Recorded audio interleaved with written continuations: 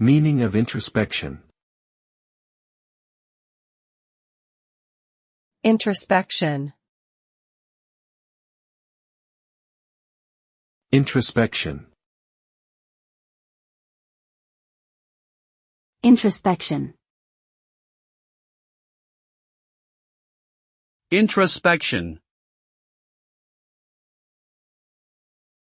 Introspection refers to the process of examining and reflecting on one's own thoughts, feelings, and perceptions. It involves looking inwardly and examining one's mental and emotional processes, including thoughts, beliefs, and motivations. Introspection is often used in psychology and philosophy as a tool for gaining insight into one's own mind and behavior. Through introspection, individuals can develop self-awareness and gain a better understanding of their own thoughts, emotions, and behaviors, which can help them make positive changes in their lives.